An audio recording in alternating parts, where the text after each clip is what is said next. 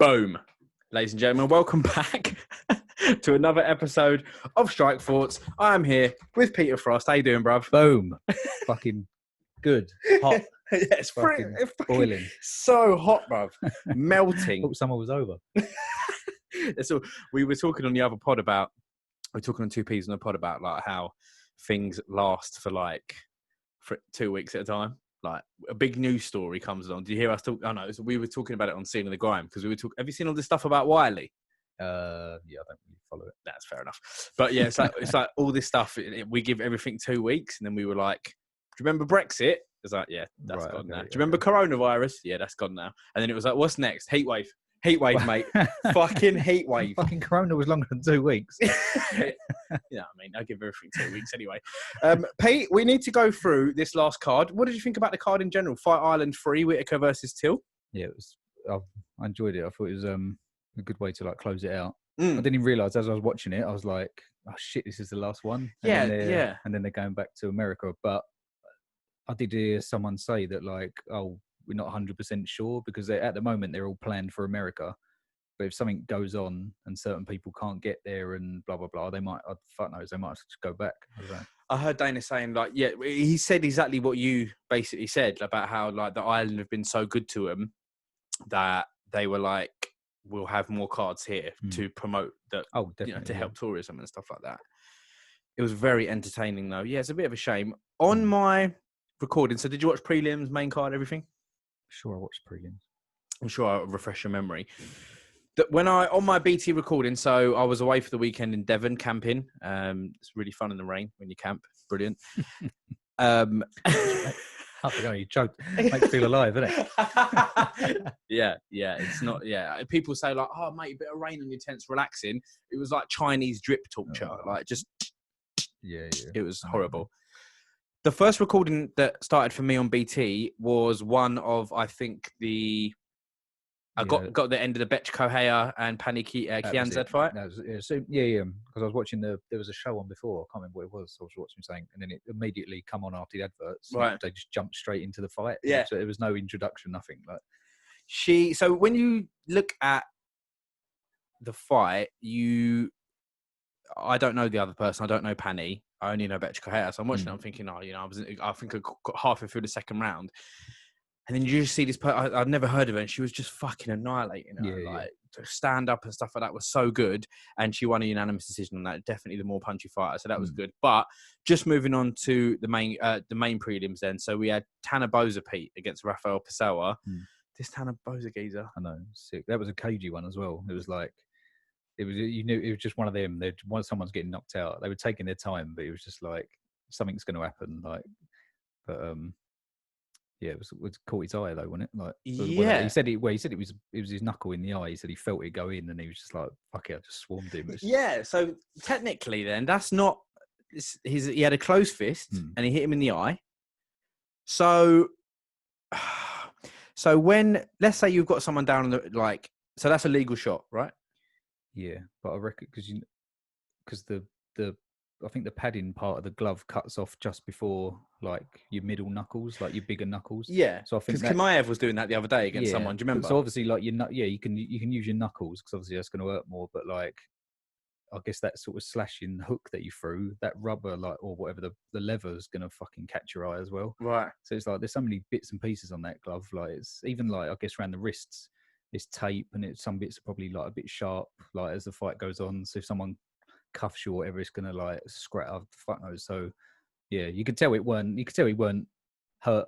He was just like, you could see like pouring at his eye. He was like, "Oh fuck." But he did drop from it though. He did drop from it because he got in the eye, and then you see him, and then as Boza was running towards him, he dropped. So I'm thinking, let's say you're in top position because whether you're in someone's guard or whatever, and then can't you just fucking aim for the fucking eye? Like, can't. No, I'm trying to think. Yeah, can't you just do that? You're camping it. Yeah, yeah, but it's like a foot stomps. Yeah, it's like a foot stomps. It's the same thing. Like, surely, if I'm on top of someone and so you can't poke someone in the eye, but you can punch someone in the eye. It's legal to punch someone with that part of your fist. So can't you just fucking punch him in the eye? I don't know. That would hurt, no. I mean, it's your bent knuckles on an eye socket. It's in a skull. It's like, I guess if that went wrong. Yeah, I guess. Chimaev was busting people up. Yeah, I know. Yeah. He's busting people up with it. But anyway, Tanner Boser was very, very impressive. He looks really, really good. I love his post-fight interviews. Is that heavyweight? Yeah. Because it's weird because that other guy looks so much bigger than him. Like he said as well, he was like, it was like I was waiting for my moment and stuff like that, and it was just obviously he was the bigger guy, but he said I start slow. My first rounds ain't particularly exciting. He come out and said that, and he was like, but I'm picking my shots, I'm waiting, and yeah, they made it into the second round. But yeah, he just basically dropped him, clipped him in the eye, and then absolutely vicious ground and pound. I'm really excited about this geezer. I think he could do some damage. Looks really, really good. Second fight was Evloev against Mike Grundy from the UK. Evloev just basically outclassed Mike Grundy. There were some takedowns from Grundy, but Grundy's just looked a bit desperate, getting with the level changes, shooting for takedowns.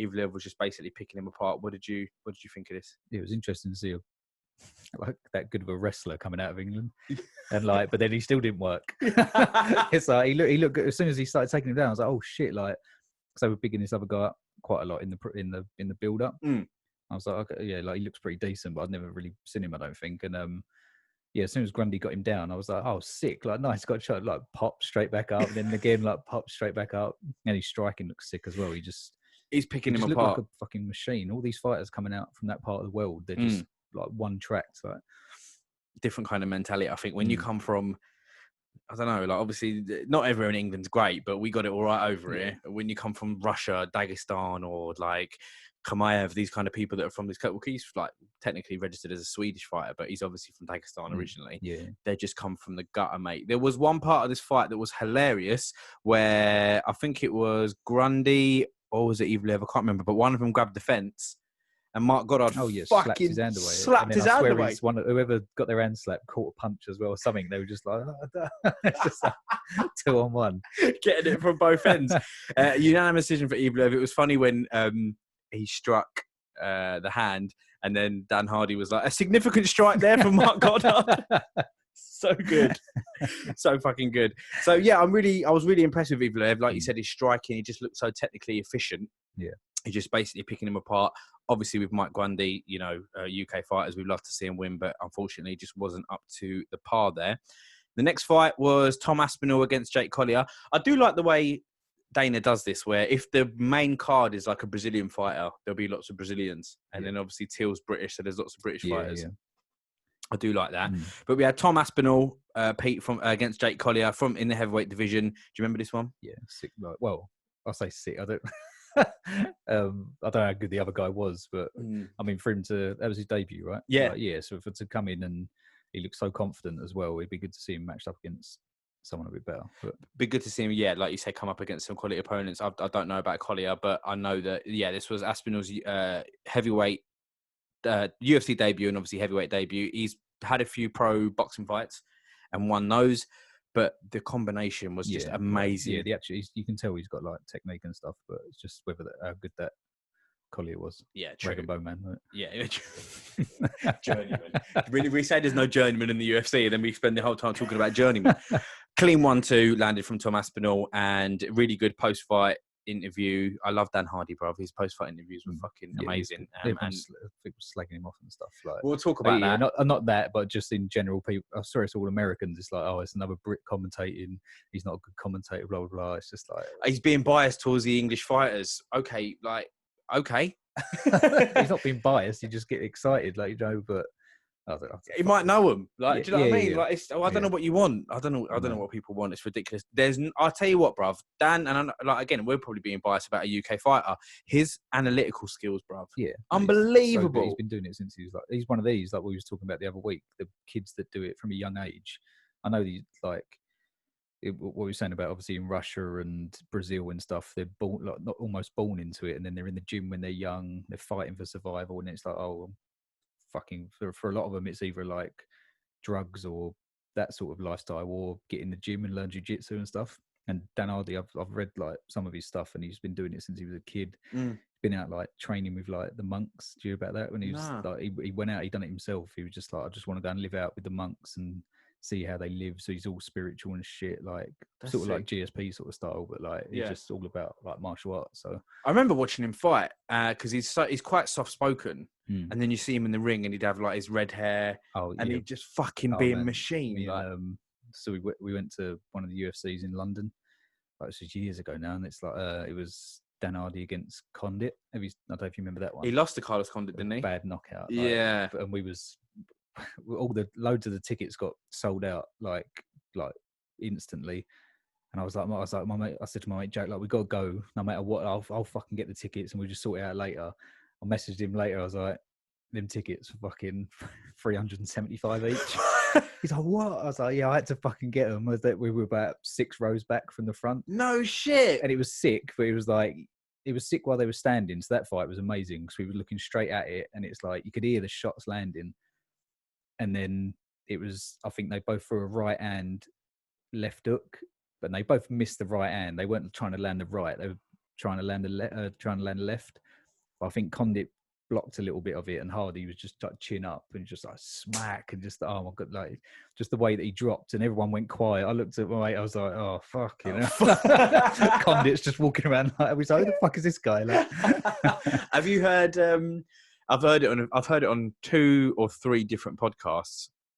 Because I listened to Rogan, I listened to Joey Diaz, I listened to The Fighter and the Kid, and they're a bit of a circle in LA, aren't they? So I sort of listened to that. I'm quite invested in that world. And they talk about a story. You know Tim Kennedy? Yeah. So he is obviously like a Marine and that kind of stuff. And he tells a story of when they went out and trained with the US Army. Right. And it was like Tim Kennedy, I think Matt Serra maybe was there as well, and then Condit was there. And like Condit's just, they say he's like a quiet, really reserved guy, but he's a fucking animal. And there's like, he said he got in the ring and they were just like sparring with his guys, but then one guy said to Condit, like, can we go like hard? And Condit was like, yeah, like fine. I think there's a video. Is there a video? Sure there's a video. Yeah. But then he just basically like spars, and they're like, Condit's just like tapping him or whatever, and this geezer like punches Condit. Yeah, like, something happens, and it's everyone's like, oh. I think he might. I think if I'm not mistaken, I will have to clarify, but I think he might have even knocked Condit down or something like that. It was like a head kick or something, and he just sort of caught him, and it was just like that slap, and you see Condit go, yeah, okay, yeah. And then no. So I think it's like, yeah, he punches Condit or whatever, and then Condit's like, yeah, and then Condit head kicks the guy. That might be what it is. Yeah, and then Condit just kicks this guy in the fucking head. Like, game over. Don't fuck with an MMA fighter for crying out loud. You think how tough like Marines are, and they probably do train some like boxing or something. I'm sure. To come out against someone, stick to Condit as well. Like, I can imagine like someone, an animal like DC, he'll kill you, but he's so softly. Yeah, he'll probably just take you down and a few taps and stuff. Yeah, but not you don't do that with Condit, mate. You do not do that with Condit. But fair play to Tom Aspinall. He looked very impressive, so we'll see what happens in his next fight. The next fight, Pete, was Jesse Ronson against Nicholas Dalby. This was in the welterweight division. What a finish from Jesse Ronson. It was first round, drops him with a quick left hand, jumps on him, landing elbows, cutting him up, takes his back, gets a rear naked choke finish. This was Jesse's return to the UFC after 3 losses. That was it, yeah. What did you think about this fight? Yeah, he looked really good. I think it was almost like the other guy was the favourite. No, like he was. Where's he? He's from like Denmark or something. That's it. Yeah, and I don't think I've seen him fight before, but yeah, seen his highlights and stuff. It was like he was the up and coming sort of guy, and then it just get like, stopped in his tracks. Yeah, so exactly right. Dalby was the up and coming guy coming through, and then they've called Ronson back because he come to the UFC, lost 3 times, and then now he's come back. This was at welterweight, but Ronson's main division that he fights in is lightweight. The only reason it was welterweight is because he didn't have time to get into shape for a lightweight fight, so they called him back in. He started calling out lightweights. No, that was it. Yeah, they were saying I didn't like about that. There was the fact that he was saying, "Oh, people moving up and down weights like I can't remember what he said, but he was like, you should just stay at your weight." Like people jumping up and trying to get belts in other divisions and stuff. I was like, "What? What? Like, the fuck is your problem?" He started calling out Luis Pena, and that was it because he was saying that he said they're too tall. Yeah, that's what he was basically saying. So these big. You can't be 6'2" or whatever and then be a lightweight. Like it doesn't work. Like it's like what? Like if the guy can make the weight, he's a lightweight. Make the weight. Like what the fuck does that? What? You're like 6'3" and all you're doing is eating salads. Yeah, that's what he said. Fuck. I liked it though. I'm there for it. I was like, I like the sort of gameness, but like that's just sort of he's just sort of being a mug to the whole sport and just saying like anyone who's been a little bit bigger than what they have been, and then cutting down is just like. Oh, if you're 6'4", you got to be heavyweight. Like, what do you mean? I know, like Nate Diaz started off. He was a red hot fucking lightweight. He was just skinny, man. Get these tall guys out of my division. All right, mate. I hope he gets spotted by fucking. Fuck it. No, where did he call out? Pena. Yeah, Luis Pena. No, put Sean O'Malley in there with him. Even though it's a different way, he'll have to jump up. He'll have to jump up. You know how he feels about that.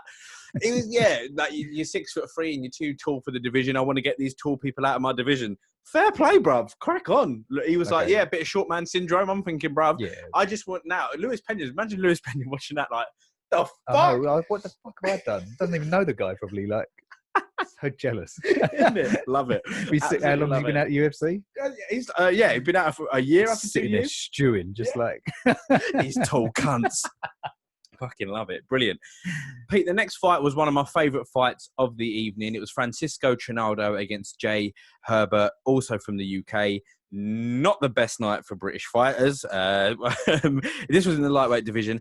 Absolutely action-packed first round. Herbert was using his range. Trinaldo using his body weight to just kind of go up against him. He's going for the neck a couple of times. Jai had a 7-inch reach advantage and got his back using his long limbs to kind of try and wrap around him and that kind of stuff. Took his back a couple of times. And then this was, I think it was in the second round or third round, an absolutely banging knockout from Trinaldo. A big left hook from Trinaldo. Herbert was out. This was the fight, Pete, where Dan Hardy said it was a late stoppage. So talk to me about the fight first. What did you think of Trinaldo and Herbert? Sick performance, same as you. Like, he was doing well for a British fighter. Just I was like fucking proper impressed with him. Yeah. Even though like Trinaldo's, but he's a bit old. Like, was he like? Is he 40? I think he's in his 40s. He's 40, yeah. So like, but he still he looks in banging shape and like he's he missed weight. He missed weight. Yeah, yeah. He's a veteran and stuff, and it's just like. There was something about this fight because I didn't really know Jai Herbert, and it was like obviously I wanted him to do well from the start, and he looked really impressive. But the way that Trinaldo was just hanging on in there, and I was like, maybe like I don't know, there's something. He just looks like a little old man, with a good body, yeah. And I was just like, I don't know, man. Like fair play to him for. I think it was he did stay to the third year. Yeah, I was like, oh, you never know, like blah blah blah. And then obviously this guy's just picking him apart still. And then just fucking straight on. Was it on the forehead? Left hook, like, straight on the bosh, like straight on the forehead. And I was just like, "Oh shit!" And the way to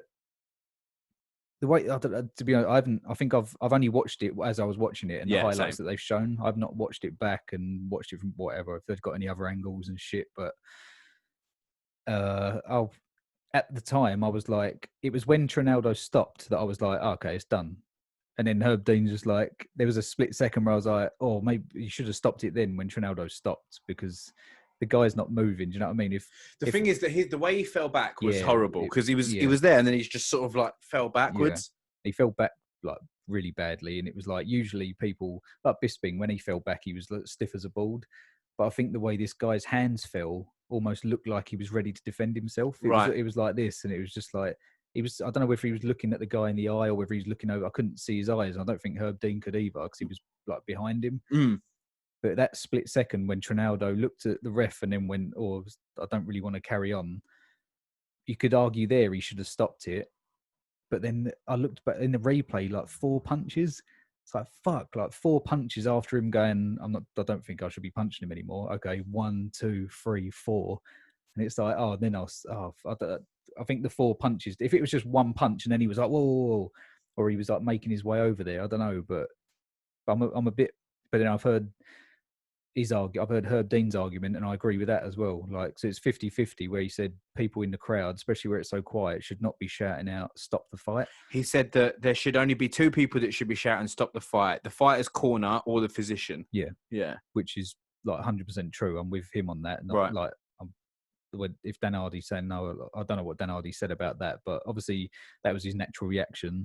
Stop the fight. Like, he's obviously seen something and he's probably worried that he's probably seen the guy there and he's like, he's not with it. Trinaldo's still hitting him. Stop the fight. I can understand that. But if you're shouting that out, the ref's got to be split-second decision-making anyway. So he's looking at this going on. Then over here, he's got, stop the fight. Like, he could have even looked away and been like, just, like stopped it even later.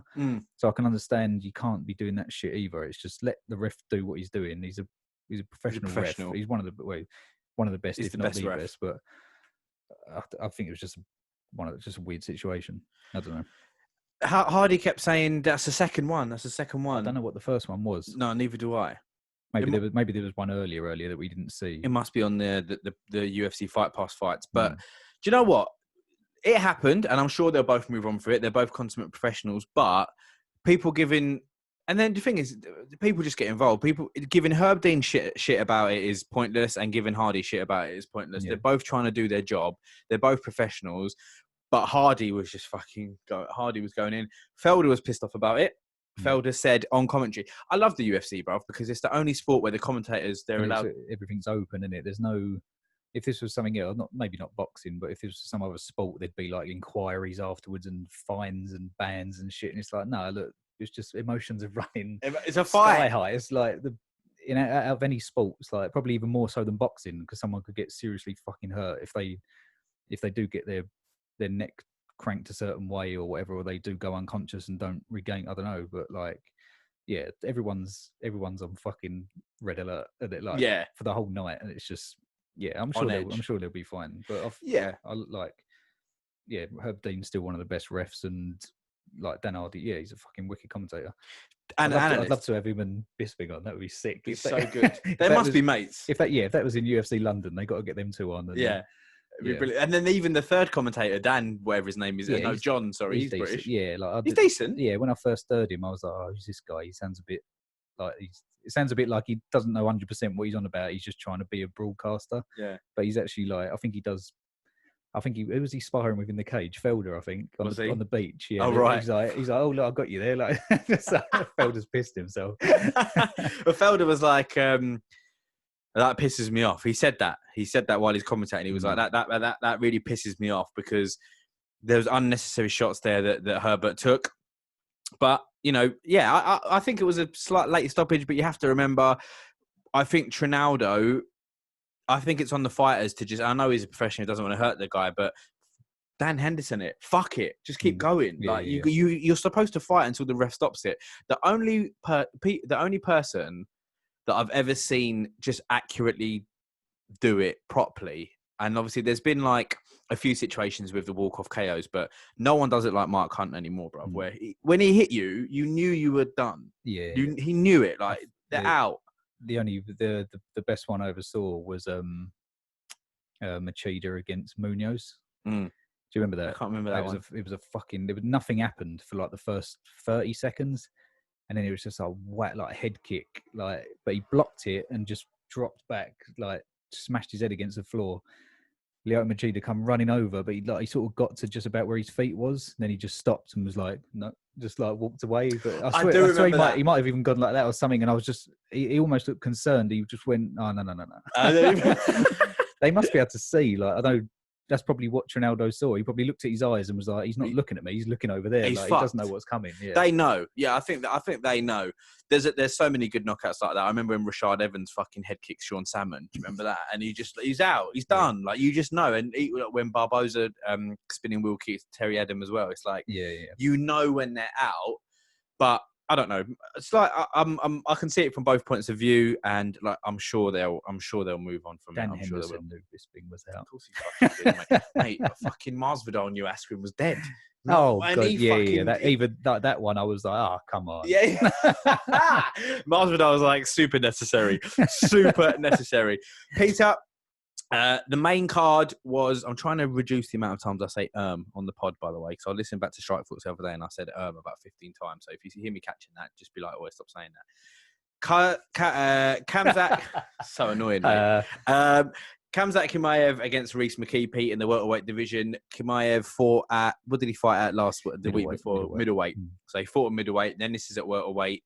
Pete, just talk to me about this fight and this guy. Yeah, it's just you know when someone comes along and it's like you look at like people are genuinely like I can't even speak now. Genuinely serious that he could take on Kamaru Usman like now, and it's like fuck knows. Who knows? Could he just ragdoll him and just fucking smash him? But like Usman don't fight like that. He's more calculated and he's got the wrestling. But what would be funny is if this guy, if they do just give him a test and it just backfires. It's like there's no point. Like talk all your shit. Like obviously fucking like Conor done it, but he went up through the ranks. He like, even though it was quick, it was that's like a new record, isn't it? Bringing up Conor. That was quite. It's about halfway through an episode. How long we got left? I'm going to get one more in. So like, do you know what I mean? Though, like Max Holloway, Marcus Brimage, Barral, Dennis Seaver. Like he went through all these sort of, even like Dennis Seaver was like a veteran, but he was like obviously not at his best. Like fights like that. So I mean, for him to be that confident, yeah, sick. And obviously, I think he's got more of a chance with that sort of style if he is that good. And just say like he's on par with like Usman wrestling wise or grappling. That's the best sort of style to just ragdoll strikers to the floor, people that are not good as wrestling to the floor, just ragdoll them, smash them. He's obviously got the cardio. It's just like he looks like he can go 5 rounds easy, like just the way that he goes and he just doesn't stop. And it's just animal. Yeah, like just. But I'd like to see him give him someone semi decent. Like, yeah, give him a ranked fighter. Yeah, give him like top. Just 15 go. Yeah, go for a ranked fighter. That's fine. What is his preferred weight? Do you know? I think because he probably just didn't have time. That's why he had to fight a middleweight. Right. So yeah, he's welterweight. So it's another first round stoppage anyway. Absolutely smashed Reece McKee. Over 40 strikes to 0, and then it's bad, so he's had 2 fights in 2 weeks. Both his opponents 0 strikes, and him in both fights over 40 strikes. Absolute fucking beast. Give me any champion, any division, I'm going to smash them. That's what he said. He's ready to go, bruv. Yeah. He's ready to go. Give him a ranked fighter. It's ridiculous to talk about him. Like, do you know what? When newly promoted teams come to the Premiership and start off fucking winning their games, I know football's a little bit of a weird comparison, but they're just going to beat City then. Fuck it. Like, it doesn't work like that. Yeah. Like, it does not work like that. So to talk about him fighting Usman already is weird to me. Very weird to me. It's almost a bit insulting to give him like a wrestler or like someone who can grapple. Do you know what I mean? Because I don't know, these kids, either maybe they're half decent grapplers, but if you can't grapple at all, or like it's not your forte, then no one's going to want to fight him, are they? No. I think they're saying about Damien Maia maybe as well. I was literally just about to say Damien Maia. Which is a good one as well, because he could get caught in saying, we see how good his jiu-jitsu is. 100. If he just drags him down, I'm going to smash you. Well, now you're in a triangle. But that'd be a good one, I think. Yeah, I'm interested to see that. Maia is middleweight, right? No, he come off a loss to Gilbert Burns, isn't it? Oh, yeah, okay, mate. He's in his 40s, still making welterweight. It's amazing what these fucking people can do. Unbelievable. Absolutely unbelievable. I think what we're starting to see now, similar to what we saw with the women's division from Ronda, we're starting to see these fighters now that have been inspired by the Khabibs and the GSPs and that kind of stuff, and they're starting to do this like mad grappling style. Very, very impressive him. So we'll see what happens. As he said, I'm ready to go next week, and I believe him. Oh yeah, that'd be so. Like, I love all this. I think it's good when Donald Cerrone used to do it, but he was in wars and he'd do it. He'd have he'd be like bloodied up and a bit, but he'd win and he'd be like, yeah, I'm ready to go again. And then he'd be in there like maybe a few weeks later or a month later. He like, fucking hell, and he's getting towards the end of his career. Yeah. But if guys don't take no damage whatsoever, that was probably easier than some of his training sessions. You know what I mean? 100. Well, yeah, probably 100%. Yeah. 100%. So we'll see what happens. The next fight was Cowboy Alex Oliveira against Peter Sobotta. This was a welterweight fight.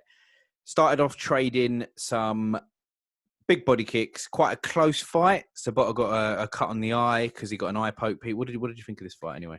Yeah, I remember seeing. Like, I love watching Cowboy. Like, it's a sick fighter to watch. Just always exciting. But I think even Dan Hardy said, or Paul Felder, like this is the best that they've seen him or that they can remember. And I was like, yeah, he's actually running away with this one. It's not just like a mad war where anyone could win it. It was just the way he was fighting. He looked like he was enjoying himself. He just fucking looked sick. Looked like he was enjoying being in there. He's mainly known for his submissions, but he was picking the geezer apart. Oh yeah, 100%. Outstriking him. It looked incredible on the feet. I love it when you get a fighter and you think, I try and submit it, try and take. I don't think he shot, but I can't remember him shooting. No. Like, he's just picking this geezer apart, showing great stand up. I was so impressed with him.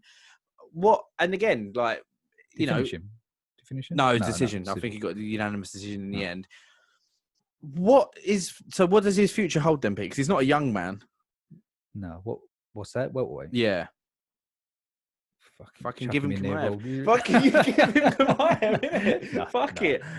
Yeah, even that saying that this is how good this kid is, because saying that I'd be like, no, just drag him down and smash him. Do you think? Well, you don't know, do you? It's just I don't know. He's not like a heavy guy. He's quite skinny, isn't he? Oliveira, but I'd rather see him against a wrestler, or a grappler, or a grappler. Like if Ben Askren was fit, or was still in the UFC, like someone like that, it would just clash and just. Is Askren still in the UFC? They haven't cut him, have they? No, he's fucked. I think Joe Rogan said he keeps bringing it up. He's meant to have a hip replacement for his last few fights, but he just trained for it.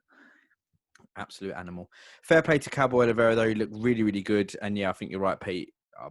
Just looked the best I've ever seen him for a fighter who's, you'd think their career's starting to wane, but he probably in the peak of his physical career. Looked amazing. Yeah. The next fight was Gadzhimurad and Tigulov against Paul Craig in the light heavyweight division. Pete, talk to me about this fight. Yeah, I fucking love this Paul Craig. I love him as well. He reminds me of who he reminded me of the other week, the guy from Georgia. Okay. Do you know what I mean? Same sort of look in that, but they're just Delidzé or Delidzé or something like that. Yeah, that's him. Yeah. They're just same. That'd be a sick fight. Yeah, I know. Just like the same sort of look, and they're just so fucking intense in that. Especially Paul Craig. Did you see the weigh-in? No. The other guy, he had his face all. Paul Craig had his face all fucking William Wallace up. Braveheart. Did his Scottish style. Love it. And then as he walked forward, the other guy still had his cap on, so it was right in his eyes. So I think he pushed him or something like that, as if to say I don't want your cap poking me in the head. And then I don't know whether it's Sean Shelby, let them go together again. And they got so close again. And then the cap started pushing against the bridge of his nose. And he's just he just wanted to kill him then. But animal, absolute animal. Great first round finish from Paul Craig. Another triangle choke seems to be a speciality. And Tigulov was landing some heavy shots though, but eventually he had to tap. There's 5 triangle finishes in light heavyweight history. He's got 3 of them. Incredible. Yeah, sick. Incredible for someone that big to be known for a triangle choke. Scottish as well. To see someone from Scotland that good at jiu-jitsu is just I love seeing that sort of stuff as well. Unbelievable. And he's got a lot of charisma, Paul Craig. I think he can go and do a lot of big things, I think. Yeah. So I was really, really impressed with him. So we'll see what happens. With Antigulov, I was quite impressed with the way he was managed to land some heavy shots. So we'll see what happens with him in the future as well. The next fight, Pete, was Carla Esparza and Marina Rodriguez in the women's strawweight division. Carla Esparza is ranked number 7. Marina is ranked number 9. Marina was just so much longer, using her range and reach. Quite a close fight. Carla using the strength from the ground. It was very, very close, Pete. Carla got the win by split decision. Yeah, I didn't really.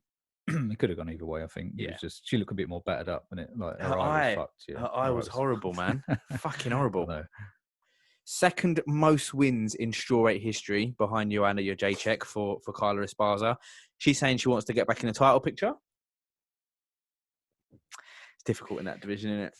Fuck. Is that tumbleweed? It's just I don't know. There's levels. Yeah. I know. I do feel for everyone in that division. And yeah, it's not their fault. It's it's like all the light heavyweights, isn't it? Exactly. What can I do? Exactly. But no, fair play to Carla. Split decision win. But fair play to Marina as well. She looked really, really good. That was actually a very, very close fight. Just coming towards the end of the few cards now, then, Pete. Let's talk about Fabricio Verdum against Alexander Gustafsson, Pete.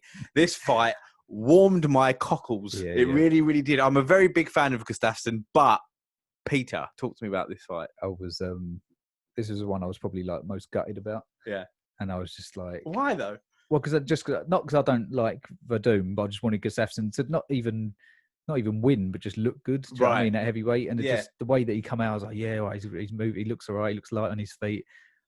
But he made the exact same mistake that Gastelum made the week before. Yep. You're leaving your leg in there with a superior grappler, and your response is to turn your back on them and try and run away. It's you could see Verdum grab him for his leg, and then he's just non-stop. When someone's that good on the floor, it's just, you can't, I don't know, it's just I think he just had it in his head. He's that big and explosive. He could just get out of that, run away. Oh no, shit, he's still got my leg. Then dragged him back down, got his back. And then it's there's no chance. It was. Verdum looked in a hell of a lot better shape. Yeah, no, he did look so much better. He looked so good. I was very, very impressed with him. He's just not done. I thought he'd be done. He's just not done. Like, he has to go down as one of the GOATs. He really does. It's a shame his contract's up. What's going to happen, do you think?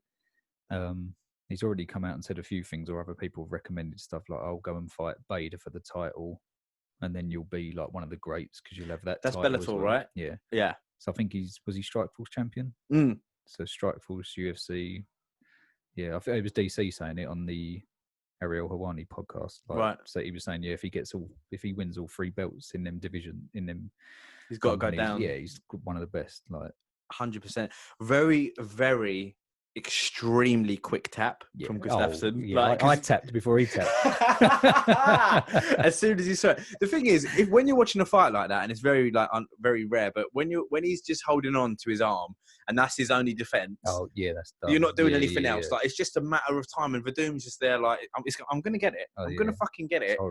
That's exactly right. Yeah, as soon as I saw him just holding on for dear life, it's like you've got no more defense. You're not moving, you're not trying to get it, you're not in it, trying to reverse the position. There's no transition you can do. No. This is going to only end one way. It's going to it was like when we was watching Figueiredo and Benavidez.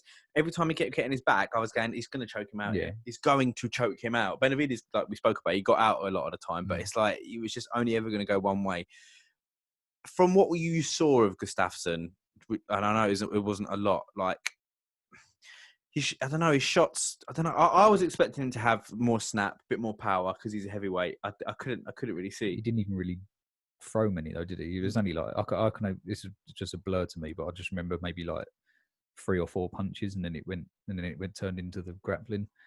Maybe it was just the wrong opponent to come back to, like heavyweight. Maybe if he'd come back against a striker or something. Do you know what I mean? Who else moved up the other month?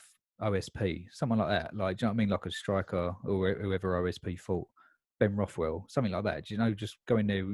He's a wicked striker. But he's so highly ranked in the light heavyweight division, though. Yeah. So to put him against some next heavyweight, do you know what I mean? Yeah, I suppose. Yeah. But then again, I know it's it's not a lot of weight, obviously, in the grand scheme of things. But if you're great at light heavyweight, does that mean you're going to be great? Look what happened to Conor when he went up against Nate. Like, the jump in weights is. I'm mentioning Conor now. Peter, fair play to Fabrizio Verdum. I'm very impressed. Very, very quick tap and an amazing armbar finish there from Fabrizio Verdum. So fair play. The next fight, Pete, I'm going to be honest, I didn't really know the cultural and sort of history, the significant history of these two fighters. It was the third time they fought.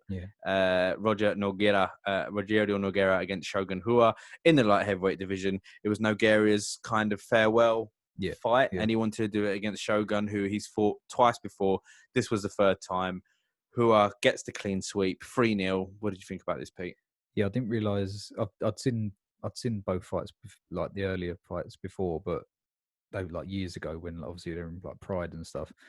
But I couldn't really remember how close they was. I didn't really even realise that Shogun got that hurt in the fight. So I was like, when they showed all the stuff and that, I was like, oh yeah, like I remember now these two had some had 2 good fights. And then that made me a bit more, because at first I was like, Shogun's just going to blast through him. He's beaten him twice already. Yeah. I don't know. I think he's fought like better competition and like beat better competition as well. Like the Dan Henderson fights, he's like them ones are just like classics. Yeah. But like, yeah, the more this fight went on, the more I enjoyed it, and I was like, I wish it just would be like a 5-rounder, just because it was his last fight and for like old time's sakes and that. But when I was watching them both fight, I was watching it, and then as I was just watching it, I was like, this is like an honor. Yeah, I was like, this is like an honor to watch these warriors like fighting, like, and I was just getting like it was emotional. It was like these two absolute like warriors. Everything they've given to the sport. I'm gonna cry. No, like everything they've done for MMA, bruv. Like, do you know what I mean? It's just like an absolute honor to watch them going at it. It's so culturally significant to the sport, these two, and to still have that good of a fight as well. Yeah, bruv, it's a war. Yeah, sometimes you see older fighters and you're like, oh, that was all right. Like, fuck it, I know they're a lot older, but the Chuck and Tito fight that was on a little while ago, I was watching that like, oh my god, there's an old granddad in there. Like, these two can still, they can't. Like, there's no way they'd ever beat anyone in probably like top 5 or something like that. But like, I don't know. Like Shogun seems like he's still up for it, but I don't know. Yeah, I did like the only kind of highlight, because I was just watching it so much, I wasn't taking a lot of notes. I was like, I want to enjoy this fight because it's the last time we're going to see Nogueira in there. And like I said, they're both just such legends. Old school shoulder charge from Nogueira, loved it. I was watching it, I was like, yes! It's just shoulder charged him and he went down. I was like, fucking yes. Like, people love seeing punches and stuff like that, but I don't know why I loved it. Old school shoulder charge. Can't fucking beat it. What a fight. So good. So good. So he's done now. Nogueira's done. And they even said to him, like, are you done now? He said, that's it. I'm done. Yeah. Shogun Pete ranked number 15. What do you like? Do you want to see him against? Oh, like, I'd watch him fight again. Yeah, he's like, it was a good performance, but like, what's he going to be? He's just a gatekeeper name, isn't he? Really? Like, some up and coming. I don't know. Interesting. We'll see what happens. All right then, Pete.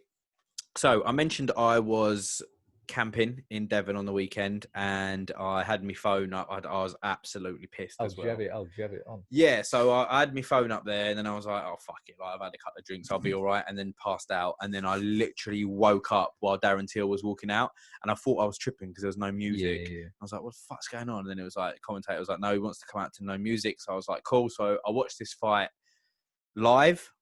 Bit pissed, and at 3 a.m. or whatever it was, 4 a.m, and then I rewatched the fight, Pete. I'm going to wax lyrical about it, but you start us off. What did you think about this fight? I love that as well. The fact that he come out with, I thought something was going on. I was like, what's up with my fucking telly? And then just the focus on his face as well. I was like, yeah, he looked ready. He didn't look nervous or scared. But I think the perfect way to explain this fight without even anyone saying anything would be Robert Whittaker's reaction afterwards. Did you see him when he jittered a bit? That was me the whole fight. I was like on the edge of my seat. I was like, oh, something. He's doing an impression of the way Till faints. It's one of them fights like you get it a lot. You either get them fights where they're just standing there hitting each other for 5 rounds. Like, yeah, look, here we go.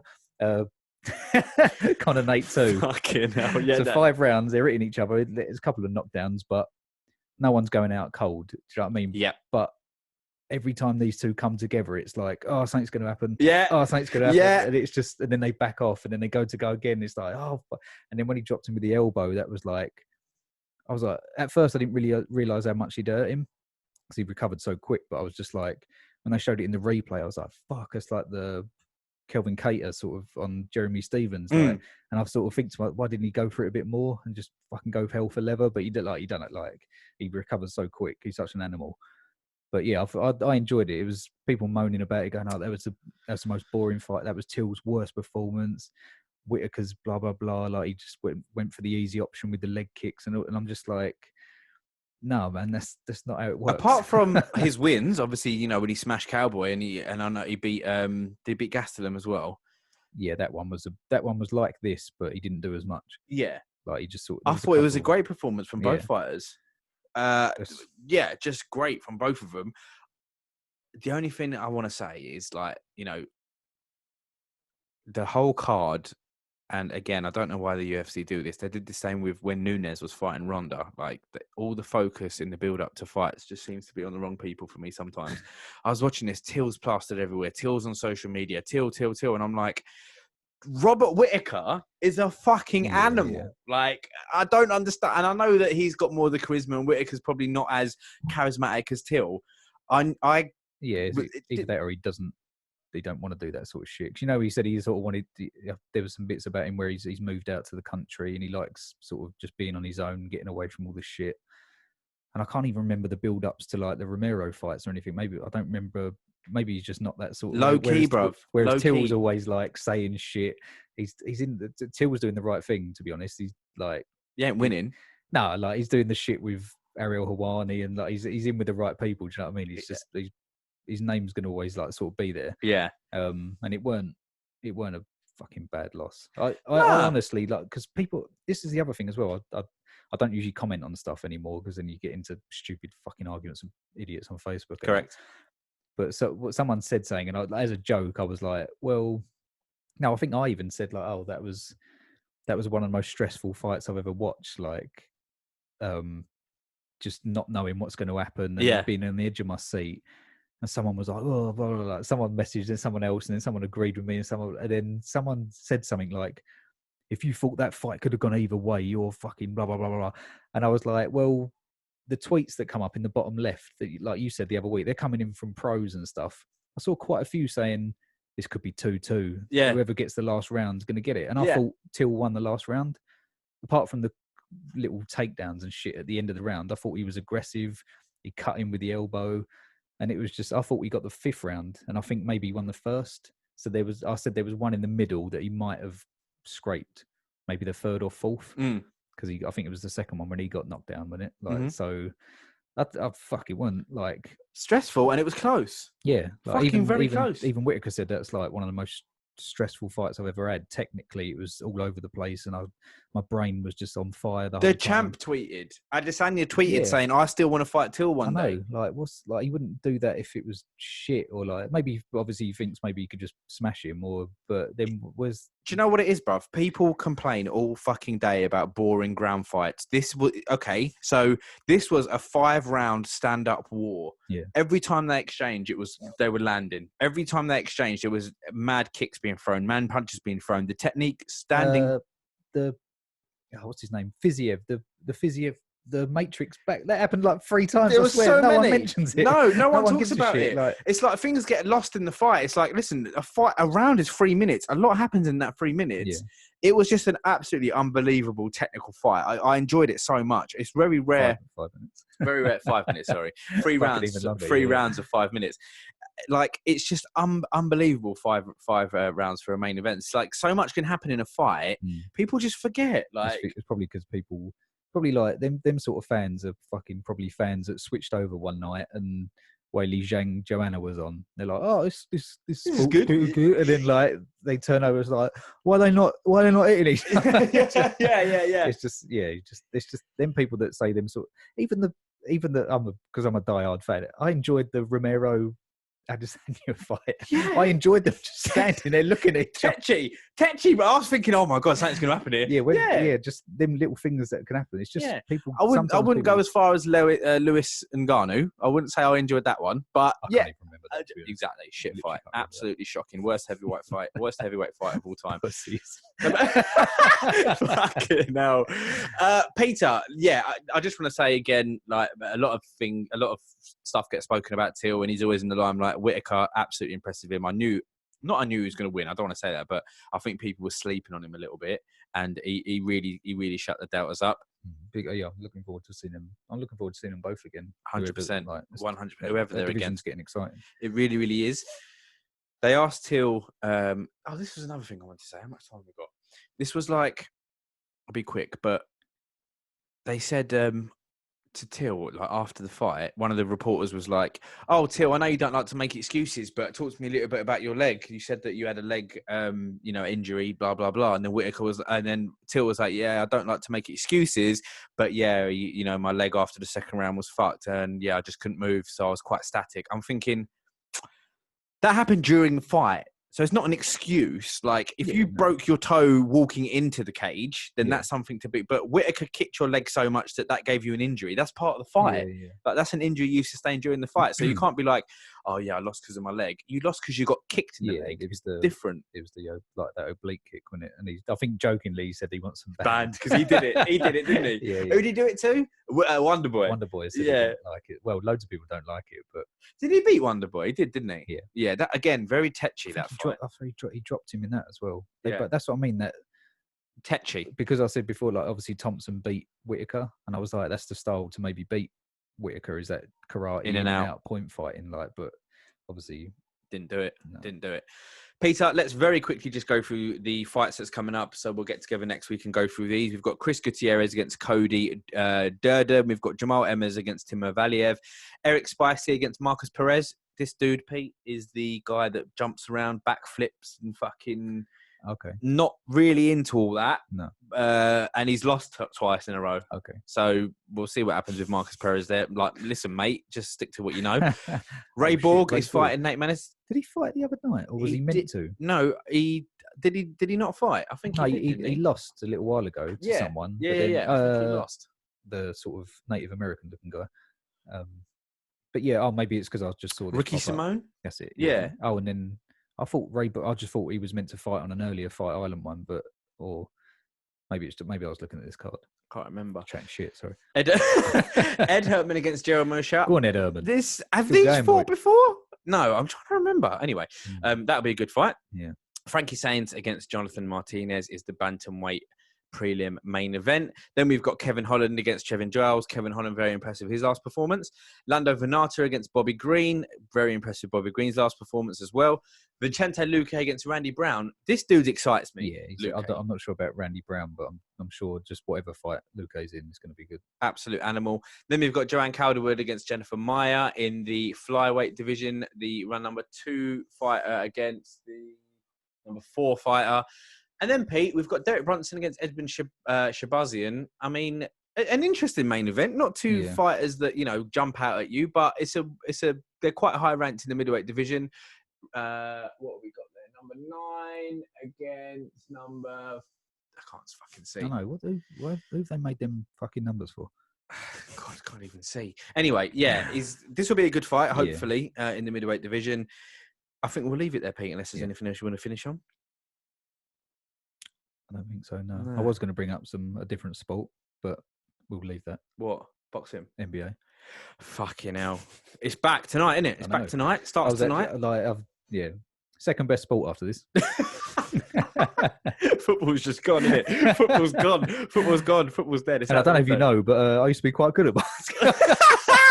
Oh, whatever, Pete. Listen, we're literally about to go out the park now and play some basketball. Thank you very much for listening to Strike Thoughts. We shall be back next week to review the Derek Brunson card. Thank you very much for listening. We are out.